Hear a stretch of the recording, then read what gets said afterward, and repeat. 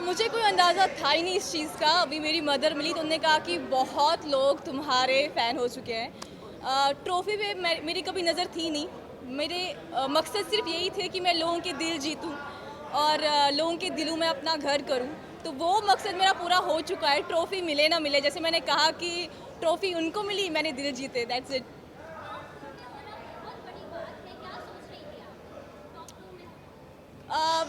Actually जब आप उस घर में होते हो ना तो चीज़ों को थोड़ा रजिस्टर होने में टाइम लगता है, लेकिन कहीं ना कहीं मुझे पता था कि थोड़ा आगे तक तो जाएंगे, टॉप 2 तक तो मैं पहुंचूंगी। हार जीत तो फिर ऑडियंस के हाथ में, ऊपर वाले के हाथ में। फिर से वही कहूंगी कि ट्रॉफी पे मेरी नज़र कभी नहीं थी। अभी का जो सफ़र है मेरा शुरू होने वाला है, उस पे मेरी नज़र थी।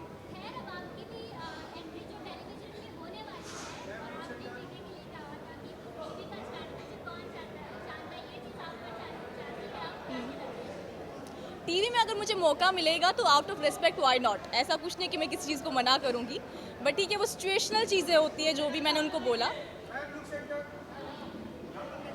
I have tissue?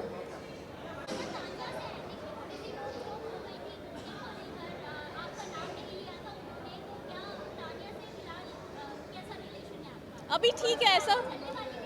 आपने इस सीज़न में देखा होगा, इसमें रिश्ते बहुत बदलते हैं। सुबह कुछ और होता है, शाम को कुछ और होता है। तो ऐसा कुछ नहीं, अभी तो हम दोनों बहुत साथ में हैं। We are in very good position, like एक दूसरे के साथ फ्रेंड्स तो डेफिनेटली है। अभी तुरंत निकल के मैं कुछ बोल नहीं सकती आगे क्या होगा, बट हाँ, अभी घर निकलने से पहले घर में अच्छे से थे हम, लाइक फ्रेंड्स जैसे पहले थे।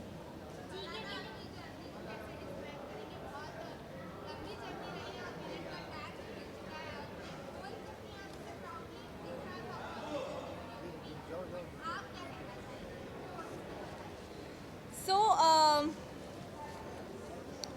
मेरे लिए हीरो बनना या विलन बनना, दोनों में से मतलब मेरी कोई चॉइस नहीं थी कि मैं हीरो बनूंगी या विलन बनूंगी। क्योंकि जब आपको अपने बारे में पता हो, मुझे पता था काफ़ी लोगों को काफ़ी सारी चीज़ें पसंद नहीं आएंगी, काफ़ी लोग चाहेंगे मैं उनको फेवर करूं, या काफ़ी लोग चाहेंगे कि मैं पीछे हट जाऊं और समथिंग। लेकिन क्योंकि आप खुद को जानते हो, तो ये तो मुझे अंदाज़ा था कि वहाँ मैं विलन बन जाऊंगी। बट ठीक है, ऐसा कुछ नहीं हुआ। एट द एंड जो मैंने कहा था कि सुपर विलन्स फिर सुपर हीरोज़ बन गए। हाँ, बहुत बहुत, ऐसा कुछ नहीं है। मैं कोई भी इंसान हो, मुझे हर एक इंसान की खुशी में खुशी ही होती है।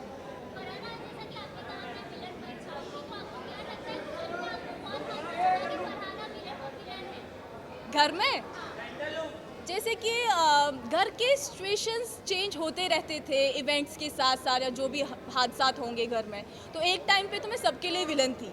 फिर धीरे धीरे लोगों को पता चला कि बाहर मुझे लोग पसंद कर रहे हैं, तो उनके ख्यालात बदल गए। तो वैसे थोड़े सिचुएशंस धीरे धीरे धीरे धीरे अदरवाइज आ गए।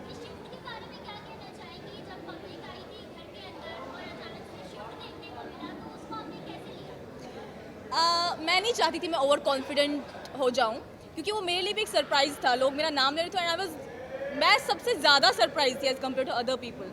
लेकिन मैंने लाइफ में एक चीज़ सीखी है कि आप कभी ओवर कॉन्फिडेंट मत हो जाओ। चीज़ को, हार हो जीत हो, सब चीज़ों को एक्सेप्ट कर लो, क्योंकि आपकी जर्नी आपको पता है कितने आगे लेके जानी है, वो आपने ही लिखनी है। तो अगर आप पहले ओवर, मेरा ये था कि मेरी जैसी जर्नी चल रही है इसको ऐसे ही रखना है, ओवर कॉन्फिडेंट नहीं होना है, ना ना मायूस होना है, ना ज़्यादा चीज़ों को हैवीली लेके जाना है कि अब तो मैं कुछ बन गई और समथिंग।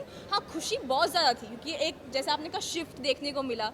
तो वो भी मुझे फिर ये सोच के थोड़ी हैरानगी हो रही थी कि इंसान का नेचर कैसा है, कि कल तक जब उनको लगता था कि मैंने बहुत इवल चीज़ें की है, और उसके बाद जब फैंस आए घर में, तो उसके बाद मैं उनके लिए मेरी पर्सनैलिटी चेंज हो गई। उस चीज़ को लेके थोड़ा हैरान थी मैं, नो डाउट।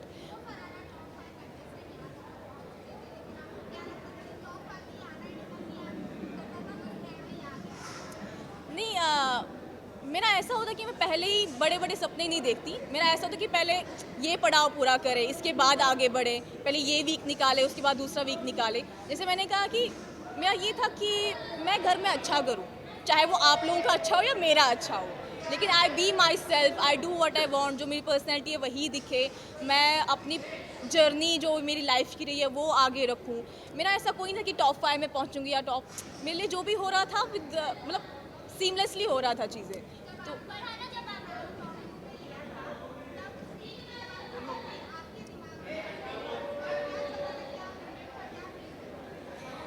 दरअसल जब मैं वहाँ पे खड़ी थी तो मैं बहुत ज़्यादा नर्वस थी, और मैंने पहले ही अपने माइंड में ये लेके रखा था कि अगर मैं नहीं भी जीतूंगी तो वो ऑडियंस का फैसला है, और ऑडियंस का फैसला हमेशा, जैसे मैंने कहा, कि सराखों पर है। और इतना तो मुझे समझ में आ गया था कि मैंने काफ़ी सपोर्ट और प्यार कमाया है बाहर, तो अगर मुझे ट्रॉफी ना भी मिलेगी तो मुझे कोई गम नहीं है। फरहाना, जब आप उसने बिग बॉस में पूरे सीट बनाने का एक छोटा-सा झलक आपको दिखाई, तो क्या लगा कि इसके बारे में आपने क्या सोचा? क्योंकि बहुत लोगों ने बुराइयाँ की, ऑलमोस्ट सबने बुराई करते हुए नज़र आए, तो आपको किसका असली चेहरा सामने आया? नहीं, ऐसा कुछ नहीं, सबके असली चेहरे तो ऑलरेडी मेरे सामने थे, बट पहले दिन क्या हुआ वो मुझे उस दिन तक क्लियर नहीं था, जर्नी तक, कि पहले दिन हुआ क्या ऐसा कि सबने मेरा नाम ले लिया असेंबली रूम में। फिर जब मैंने जर्नी देखी तो मुझे समझ में आया कि पहले दिन बिना कुछ कहे ही सब लोग ट्रिगर हो गए थे मेरी वजह से, और मुझे पता नहीं था हुआ क्या, इन लोगों ने मेरा नाम क्यों लिया, क्योंकि मैं सबसे बहुत अच्छे से बात कर रही थी, और उनको क्या ट्रिगर हुआ मुझे तब तक पता नहीं था। तो जर्नी में मुझे ये दिखा कि अच्छा, पहले दिन ऐसा हुआ था, इसलिए इन लोगों ने मुझे इविक्ट किया। उससे ज़्यादा बाकी सारी तो हकीकत मेरे सामने ही थी। ऐसी फीलिंग थी जैसे लास्ट सीज़न में आते साथ ही आपको बाहर निकाल दिया गया, क्या फील हो रहा था आपको? सबने टूटते हुए नज़र आए। सो जब मैं पहले दिन घर में आई और मैं सबसे बहुत अच्छा व्यवहार कर रही थी, तो सबने मुझे एविक्ट कर दिया। मुझे सिर्फ एक चीज़ का गिला था कि मैं कश्मीर से आई हूँ, अपने लोगों से, मतलब मुझे ये भी नहीं पता था वो लोग मुझे सपोर्ट करेंगे नहीं करेंगे, मुझे बस मेरी माँ का सपोर्ट था।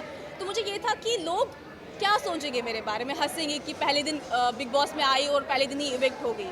तो मुझे बस उस चीज़ का गम था, बाकी उस टाइम में मेरे माइंड में ये नहीं था कि मैं वापस आऊँगी या नहीं आऊँगी, या मैं गई। जो भी था, मैंने कहा मैं सिचुएशंस को एक्सेप्ट कर लेती हूँ, तो वो चीज़ थी।